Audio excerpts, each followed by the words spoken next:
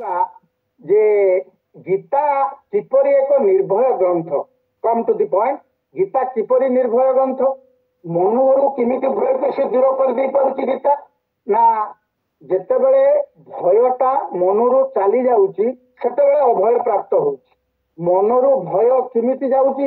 ନା ତାର ଯେତେବେଳେ ଜ୍ଞାନ ଆସୁଛି। ତେଣୁ ଭୟ ମନରୁ ଗଲେ ନିର୍ଭୟତା ଆସେ। ଠିକ ଯେମିତି ଅଜ୍ଞାନତାକୁ ଦୂର କଲେ ଜ୍ଞାନ ଆସେ, ଦୁଃଖକୁ ମନରୁ ଦୂର କଲେ ସୁଖ ଆସେ, ହିଂସାକୁ ମନରୁ ଦୂର କଲେ ଅହିଂସା ଆସେ। ମୁକ୍ତି ପାଇବାକୁ ହେଲେ ବନ୍ଧନକୁ ଦୂର କଲେ ଶରୀର ଭିତରୁ ମୁକ୍ତି ଆସିବ। ଯୋଉ ଆମ ପୁତ୍ରେଇ ସେଣା ବିତେଇ ସେଣା ଲୋକେଇ ସେଣା, ମୁଁ ବର୍ଣ୍ଣନା ବେଶୀ କରୁନି, ସମୟ ଅତିକ୍ରାନ୍ତ ହେଇଯିବ। ତେଣୁ ଆମର ବର୍ତ୍ତମାନ ଅଭୟ ଯୋଉ ଶବ୍ଦ, ସେ ଅଭୟ ଶବ୍ଦଟାକୁ ମୁଁ ଆଲୋଚନା କରିବାକୁ ଯାଇ ଯେ କିପରି ଗୀତା ଏକ ନିର୍ଭୟ ଗ୍ରନ୍ଥ ସେଇ କଥାଟା ମୁଁ ଆଲୋଚନା କରୁଛି। ଯେ ସଂସାରରୁ ମୁକ୍ତି ପାଇବାକୁ ହେଲେ କଣ କରିବାକୁ ପଡିବ? ନା ବନ୍ଧନ କଣ କଣ ଅଛି ତାକୁ ଜାଣି ବନ୍ଧନ ଗୁଡାକ ଶରୀର ମନରୁ ହଟେଇ ଦେଲେ ତାପରେ ମୁକ୍ତି ମିଳିବ। ମୁଁ ଭଗବାନଙ୍କୁ ପ୍ରାପ୍ତ କରିବାକୁ ଚାହୁଁଛି, ମତେ କଣ କରିବାକୁ ପଡିବ? ନା ଭଗବାନଙ୍କ ବ୍ୟତୀତ ଯୋଉ ଗୁଣ ଗୁଡିକ ଏ ଶରୀର ମନରେ ଅଛି ତାକୁ କାଢିଦେଲେ ଯାହା ରହିବେ ଭଗବାନ। ଚାଉଳ ଦିହରେ ପୋକ ମିଶିଛି, ମୁଁ ଚାଉଳ କେମିତି ପାଇବି? ନା ପୋକଟାକୁ କାଢିଦେଲେ ଯାହା ରହିବ ସେ ହଉଛି ମାନେ ଚାଉଳ। ପୋକ କାଢିଦେଲେ ଯେମିତି ଚାଉଳ ରହିବ, ଆସୁରିକ ଗୁଣ ଗୁଡିକ ଯଦି କାଢିଦବା ତାହେଲେ ଶରୀର ମନରୁ, ତାହେଲେ ଯାହା ରହିବ ସେ ହଉଛି ଦେବତା ଗୁଣ ବା ଭଗବାନ। ତାପରେ ଦ୍ୱିତୀୟ କ୍ୟାରେକ୍ଟର କହୁଛନ୍ତି ସତ୍ୟ ସଂଶୁଦ୍ଧି। ସତ୍ୟ ସଂଶୁଦ୍ଧି କଣ? ସତ୍ୟ ମାନେ ଅନ୍ତଃକରଣ, ସଂଶୁଦ୍ଧି ମାନେ ନିର୍ମଳତା ପବିତ୍ରତା। ଅନ୍ତଃକରଣର ପବିତ୍ରତା କେମିତି ହବ? ତାର ରାସ୍ତା କଣ ଦେଲେ? ନା ଅପବିତ୍ରଙ୍କ ପବିତ୍ର ବା ସର୍ବାବସ୍ଥାଗତ ପିବା ଯସ୍ମରତେ ପୁଣ୍ଡରୀ କାକ୍ଷଂ ସ ବାହ୍ୟ ଅଭ୍ୟନ୍ତର ଶୁଚି। ଯେ ଭିତରେ ଆଉ ବାହାରେ ତୁ କେମିତି ଶୁଚି ହବୁ ଅର୍ଜୁନ ଜାଣିଛୁ କି? ଅନ୍ତଃକରଣର ପବିତ୍ରତା ଆସିବା ପାଇଁ ହେଲେ କେବଳ ସେଇ ପରମାତ୍ମାଙ୍କୁ ଚିନ୍ତନ କରିବୁ। ସେ ପ୍ରସନ୍ନତା ଆସିବ କେମିତି? ଦ୍ୱିତୀୟ ଅଧ୍ୟାୟରେ 64 ନମ୍ବରରେ କହିଥିଲେ, ଏ ରାଗ ଦ୍ୱେଷ ବିମୁକ୍ତେଷୁ ବିଷୟାନ୍ ଇନ୍ଦ୍ରିୟୈଶ୍ଚରନ୍ ଆତ୍ମବଶୈର୍ବିଧି ଆତ୍ମା ପ୍ରସାଦମ୍ ଅଧିଗଚ୍ଛତି। ଯେ ପ୍ରସାଦ ଅଧିଗଚ୍ଛତି କିଏ ହୁଏ? ଯେ ଆତ୍ମବଶୈର୍ ବିଧି ଆତ୍ମା। ଆତ୍ମାଟା ଯାହାର ସ୍ୱୟଂର ବଶୀଭୂତ, ଆଉ ରାଗ ଦ୍ୱେଷ ଯାହାର ନାହିଁ, ଆଉ ବିଷୟ ଗୁଡିକ ଇନ୍ଦ୍ରିୟ ଦ୍ଵାରା ସେବନ କରନ୍ତି। ଅର୍ଥାତ୍ ଏଇଠି ରହିଗଲା ତାର ପଏଣ୍ଟଟା, ଯେ ବିଷୟ ସିଏ ସେବନ ନ କରୁଛି ନୁହେଁ, କିନ୍ତୁ ସିଏ ନିର୍ଲିପ୍ତ ହେଇକି ରହୁଛି, ସାକ୍ଷୀ ହେଇକି ରହୁଛି। ସିଏ ହଉଛି ସତ୍ୟ ସଂଶୁଦ୍ଧି, ଯାହାର ଅନ୍ତଃକରଣଟା ଭିତରଟା ପ୍ରସନ୍ନତା ରହେ, ଯାହାର ଚିତ୍ତଟା ପ୍ରସନ୍ନତା ରହେ, ଯାହା ଅନ୍ତଃକରଣର ପବିତ୍ରତା ରହେ, ନିର୍ମଳତା ରହେ, ସେ ହଉଛି ସତ୍ୟ ସଂଶୁଦ୍ଧି। ଏ ଦେବତାର ଲକ୍ଷଣ। ଦେବ ଏ ହଉଛି ଦୈବୀ ସମ୍ପଦ। ଜ୍ଞାନର ଯୋଗ ବ୍ୟବସ୍ଥିତି। ଜ୍ଞାନ କଣ? ଜ୍ଞାନ ଯୋଗ କଣ? ନା ଯେତେବେଳେ ଆପଣଙ୍କର କର୍ମ ସହିତ ଭକ୍ତି ମିଶିଯିବ କର୍ମ ଯୋଗ ହେଇଯିବ। ଯେତେବେଳେ ଭକ୍ତି ଭଗବାନଙ୍କ ପାଖରେ ରହିବ ସେତେବେଳେ ଭକ୍ତି ଯୋଗ ହବ। ଯେତେବେଳେ ଜ୍ଞାନ ସହିତ ଭକ୍ତି ମିଶିଯିବ ସେତେବେଳେ ଜ୍ଞାନ ଯୋଗ ହେଇଯିବ। ଏଠି ଜ୍ଞାନ ଯୋଗ ଅର୍ଥାତ୍ କଣ? ଜ୍ଞାନ ଯୋଗରେ ବ୍ୟବସ୍ଥିତି, ଅର୍ଥାତ୍ ଜ୍ଞାନ ଯୋଗରେ ରହିବୁ। ଜ୍ଞାନ ଯୋଗରେ ରହିବୁ। ଜ୍ଞାନ କାହାକୁ କୁହନ୍ତି? 13 ଅଧ୍ୟାୟରେ ଆମେ ପଢିଲେ ଯେ କ୍ଷେତ୍ର କ୍ଷେତ୍ର ଗୟୋର ଜ୍ଞାନଂ ଯତ୍ତତ୍ ଜ୍ଞାନଂ ମତଂ ମମ। ଜ୍ଞାନର ଡେଫିନେସନ ବହୁତ, ଯେ କ୍ଷେତ୍ର ଅର୍ଥାତ୍ ତ ଶରୀର, କ୍ଷେତ୍ରଜ୍ଞ ଅର୍ଥାତ୍ ଶରୀରିକି ଆତ୍ମା, ଏ ଦୁଇଟାକୁ ଜାଣିବା ହଉଛି ଜ୍ଞାନ। ସବୁ ସମୟରେ ସେଇ ପରମାତ୍ମାଙ୍କ ସହିତ ଅଭିନ୍ନତା ଅନୁଭବ କରିବା ହିଁ ଜ୍ଞାନ ଯୋଗ। ତେଣୁ ପ୍ରଥମରେ ନିର୍ଭୟତା କହିଲେ, ଯିଏ ଅଭୟ ପ୍ରଦାନ କଲେ, ଯିଏ ଅଭୟ ଯାହାର ଭୟ ନାହିଁ, ଏ ହଉଛି ଦେବତାଙ୍କର ଗୁଣ, ଭଗବାନ ତାକୁ ଭଲ ପାଇବେ। ଦ୍ୱିତୀୟରେ ସତ୍ୟ ସଂଶୁଦ୍ଧି, ଯିଏ ଅନ୍ତଃକରଣରେ ପବିତ୍ରତା ଯାହାର ଅଛି ତାକୁ ଭଗବାନ ଭଲ ପାଇବେ, ଇଏ ଦୈବୀ ସମ୍ପଦ। ଯିଏ ଜ୍ଞାନ ଯୋଗରେ ସବୁବେଳେ ବ୍ୟବସ୍ଥିତି ଥାଏ ତାକୁ ମଧ୍ୟ ଭଗବାନ ଭଲ ପାଇବେ। ତେଣୁ ସିଏ ହଉଛି ଦେବତାଙ୍କର ଗୁଣ। ପୁଣି କଣ କହୁଛନ୍ତି? ଯିଏ ଦାନ ଦଉଥିବ। ଦାନ କଣ? ନା ଅନ୍ୟ ପାଇଁ ଆମେ ଯୋଉଟା ତ୍ୟାଗ କରନ୍ତି, ଯୋଉଟା ଦେଇ ଦିଅନ୍ତି, ସେଇଟା କଣ ପାଇଁ ଦିଅନ୍ତି? ଶରୀର ଆଉ ମନ ପବିତ୍ର ରହିବା ପାଇଁ ଦିଅନ୍ତି। ଦାନଠୁ ପବିତ୍ର ଜିନିଷ ଆଉ କିଛି ନାହିଁ। ତେଣୁ ଦାନ ଦେଲେ ବଡ କଥା, ଦାନ ଦବାଟା ବଡ କଥା ନୁହେଁ। ଦାନ ଦେବା ବେଳେ ନିଜର ଉଦ୍ଦେଶ୍ୟଟା ହଉଛି ବଡ କଥା। যদি ঠিক ଉଦ୍ଦେଶ୍ୟରେ ଦାନ ଦେଇଛନ୍ତି ତାହେଲେ ଧର୍ମ ହବ, ଯଦି ମନ୍ଦ ଉଦ୍ଦେଶ୍ୟରେ ଦାନ ଦେଇଛନ୍ତି ତେବେ ସେଟା ଦାନ ହିସାବରେ ନିଆଯିବ ନାହିଁ କି ଧର୍ମ ହବ ନାହିଁ। ସେଥିପାଇଁ ତାକୁ 17 ଅଧ୍ୟାୟରେ 20, 21, 22ରେ ବର୍ଣ୍ଣନା କରିଛନ୍ତି। ଇଏ ଦାତବ୍ୟମେତି ଯଦାନଂ ଦିୟତେ ଅନୁପକାରିଣେ ଦେଶକାଳେ ପାତ୍ରେ ଚ ତଦ୍ଧାନଂ ସାତ୍ବିକଂ ସୁତଂ। ଦାତବ୍ୟମେତି ଯଦାନ ମାନେ ମୁଁ ଦାନ କରିବି, ଏଇଟା ମୋର ଡ୍ୟୁଟି, ଉପକାର ପାଇବା ଆଶା ନ ରଖିକି ଯୋଉମାନେ ଦାନ ଦିଅନ୍ତି ସେଟା ସାତ୍ବିକ ଦାନ। ଆଉ ଯତ୍ୟୁପତ୍ୟୁପକାରାର୍ଥଂ ଫଳମୁଦିଶ୍ୟ ବା ପୁନଃ ଦିୟଚେତ ପରିକ୍ଲିଷ୍ଟଂ ତଦ୍ଧାନଂ ରାଜସଂସ୍କୃତଂ। ସେ କଣ କହୁଛନ୍ତି ନା ପ୍ରତ୍ୟୁପକାର ମୁଁ ଦେଲେ ସେ ମତେ ଦବ, ଏଇ ଆଶା ରଖିକି ଯିଏ ଦାନ ଦିଏ ସେ ହଉଛି ରାଜସିକ ଦାନ। ଆଉ ତାମସିକ ଦାନ ବି ଅଛି। ଅଦେଶ କାଳେ ଯଦାନଂ ଯପାତ୍ର ଭ୍ୟସ୍ୟ ଦୀୟତେ ଅସତକୃତଂ ଅବଜ୍ଞାତଂ ତତ୍ତାମସ ହୃଦାହୃତଂ। ଯେ ଠିକ ସ୍ଥାନରେ ଠିକ ଲୋକକୁ, ବଦମାସ ଲୋକଙ୍କୁ ଯିଏ ଦାନ ଦଉଛି ମନ୍ଦ ଉଦ୍ଦେଶ୍ୟ ରଖିକି, ଏଗୁଡିକ ହଉଛି ତାମସିକ ଦାନ। ତାପରେ ଆସିଲା ଦମ। ଦମ ମାନେ କଣ ନା ଇନ୍ଦ୍ରିୟ ମାନଙ୍କୁ ଯିଏ ସଂଯମ କରିକି ରଖିଛି ତାକୁ ଦମ କୁହାଯାଏ। ଇନ୍ଦ୍ରିୟ ମାନେ ଯୋଉ ବିଷୟ ଭୋଗ କରୁଛନ୍ତି ତାକୁ ଇନ୍ଦ୍ରିୟ ମାନଙ୍କୁ ସେ ବିଷୟରୁ ଟାଣି ଆଣିକି ନିଜ ଅଧୀନରେ ରଖିବା, ସେଇଟା ହଉଛି ଦମ। ଯୋଉଟା କି ଆପଣଙ୍କର 2ୟ ଅଧ୍ୟାୟର 55 ନମ୍ବର ଶ୍ଲୋକରୁ 70 ନମ୍ବର ଶ୍ଲୋକ ପର୍ଯ୍ୟନ୍ତ ଆଲୋଚନା କରିଛନ୍ତି। ଏ 58 ନମ୍ବର ଶ୍ଲୋକରେ କହିଛନ୍ତି ଦମକୁ କେମିତି ତୁ ଇନ୍ଦ୍ରିୟକୁ ସଂଯମ କରିବୁ ନା ଯଦା ସଂଗରତେ ଚାୟଂ କୁର୍ମଙ୍ଗାନି ସର୍ବସ ଇନ୍ଦ୍ରିୟାଣି ଇନ୍ଦ୍ରିୟାର୍ଥେଭ୍ୟ ତସ୍ୟ ପ୍ରଜ୍ଞା ପ୍ରତିଷ୍ଠିତା। ତାହାର ପ୍ରଜ୍ଞା କି ଜ୍ଞାନ ପ୍ରତିଷ୍ଠିତ ହୁଏ କାହାର, ଯିଏ ଏ କୁର୍ମଙ୍ଗାନି ଅର୍ଥାତ ଅଙ୍ଗ ଯେମିତି ସେ ତା ଅଧୀନରେ ରଖି, ବିପଦ ଦେଖିଲେ ତା ମୁହଁକୁ ଭିତରକୁ ନେଇକି ଆସିବ, ବିପଦ ନାହିଁ ତା ମୁହଁଟିକୁ ଖୋଳପାରୁ କାଢିକି ସେ ଦେଖିବ। ଠିକ ସେଇଭଳି ଇନ୍ଦ୍ରିୟ ମାନଙ୍କୁ ଯିଏ ଭିତରେ ରଖିଥିବ, ତାଙ୍କ ନିଜ ଅଧୀନରେ ରଖିଥିବ, ସେ ହଉଛି ଦମ। ଏ ହଉଛି ଦେବତାଙ୍କର ଗୁଣ, ଇନ୍ଦ୍ରିୟକୁ ସଂଯମ କରିବା। ଯଜ୍ଞଶ୍ଚ, ଏ ତ 12 ପ୍ରକାର ଯଜ୍ଞ ଆପଣ ପଢିଛନ୍ତି। ଏ ଦ୍ରବ୍ୟ ଯଜ୍ଞା, ତପ ଯଜ୍ଞା, ଯୋଗ ଯଜ୍ଞା, ତଥା ପରେ ଶ୍ରଦ୍ଧାୟ ଜ୍ଞାନ ଯଜ୍ଞାଶ୍ଚ ଯତୟ ସଂସିତ ବ୍ରତା। ଏ ବହୁତ ପ୍ରକାର। ଅପାନେ ଜୁହତି ପ୍ରାଣଂ ପ୍ରାଣେ ଅପାନଂ ତଥା ପରେ ପ୍ରାଣ ପାନ ଗତି ରୁଦ୍ଧ୍ୱା ପ୍ରାଣାୟାମ ପରାୟଣା। ଏସବୁ ଯଜ୍ଞ ବିଷୟରେ ବହୁତ କଥା କୁହାଯାଇଛି।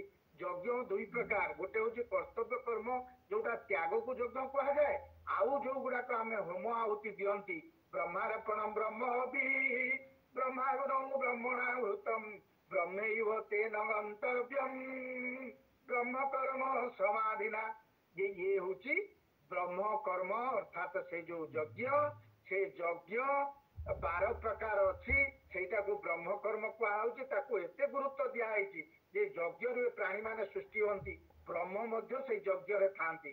ଏ ଅର୍ଣ୍ଣାତ ଭବନ୍ତି ଭୂତାନି ପର୍ଜନ୍ୟାତ ଅର୍ଣ୍ଣ ସମ୍ଭବ ଯଜ୍ଞାଦ ଭବତି ପର୍ଜନ୍ୟ ଯଜ୍ଞ କର୍ମ ସମୁଦ୍ଭବ କର୍ମ ବ୍ରହ୍ମୋଦ୍ଭବଂ ବିଦ୍ଧି ବ୍ରହ୍ମାକ୍ଷର ସମୁଦ୍ଭବଂ ତସ୍ମାତ୍ ସର୍ବଗତଂ ବ୍ରହ୍ମ ନିତ୍ୟଂ ଯଜ୍ଞେ ପ୍ରତିଷ୍ଠିତଂ।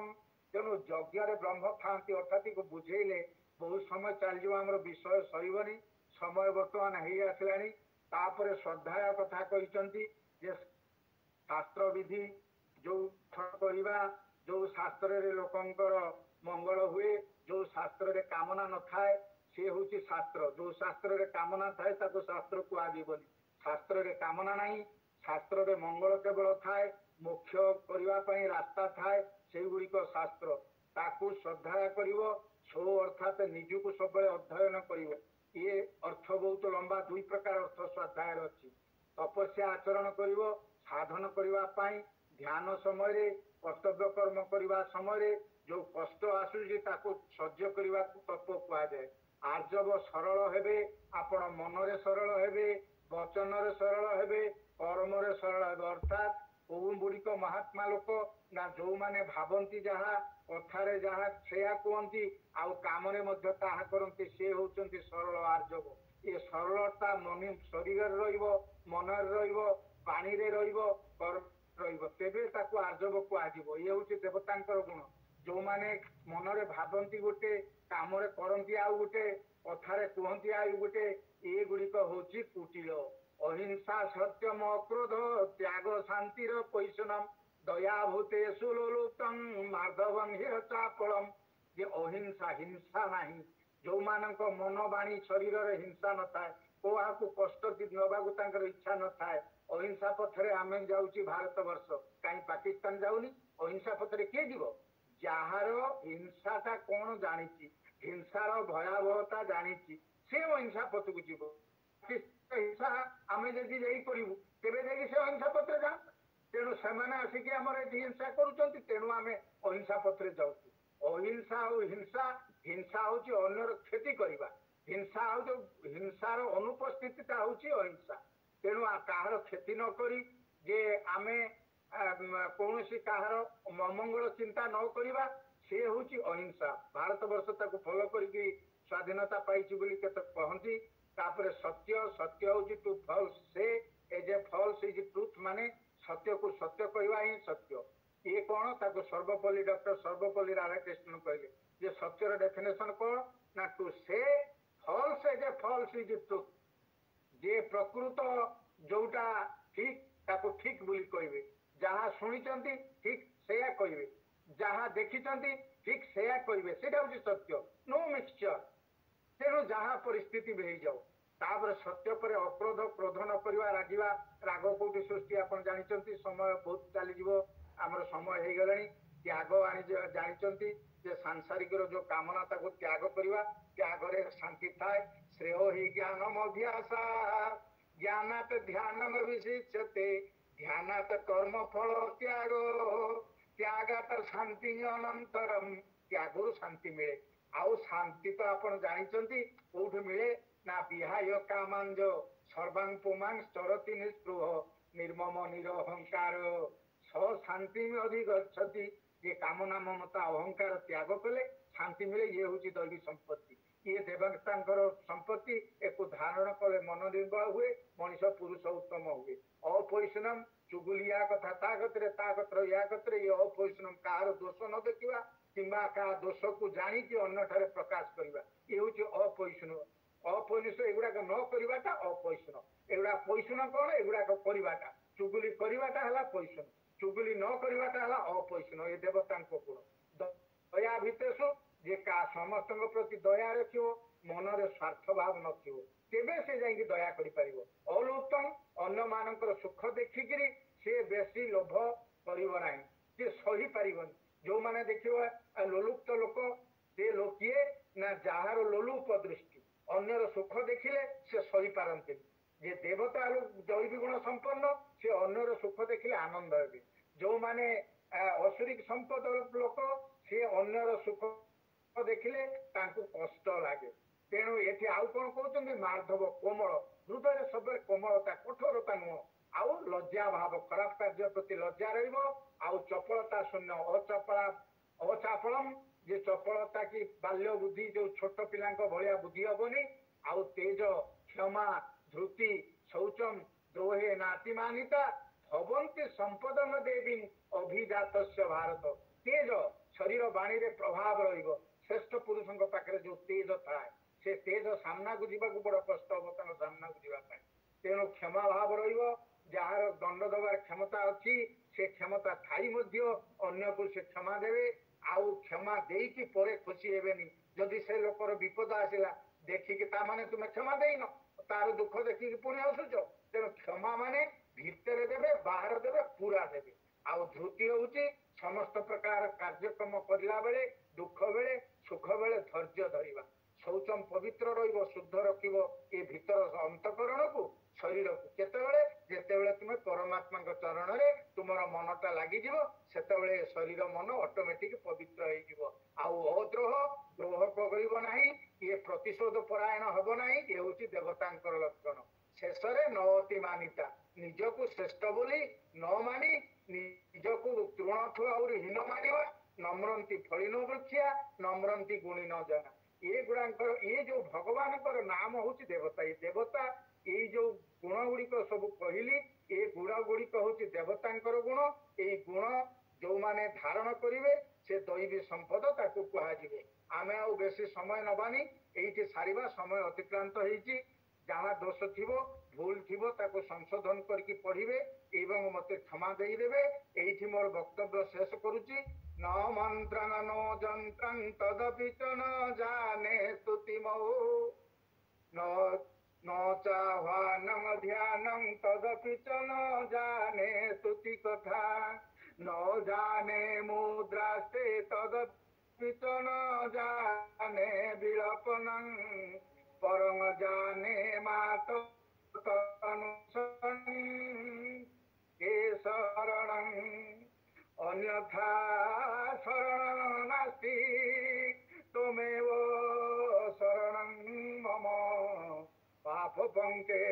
निमग्नोऽस्मि त्राहि मां मधुसूदन ओम दौ शांति अंतरिक्षं शांति पृथ्वी शांति आपो शांति रसो शांति वनस्पतर शांति विश्वदेवा शांति ब्रह्म शांति सर्वं शांति शांतिरेवा शांतिरेधि शांति क्षमा शांतिरेधि ओम शांति ओम शांति ओम शांति ओम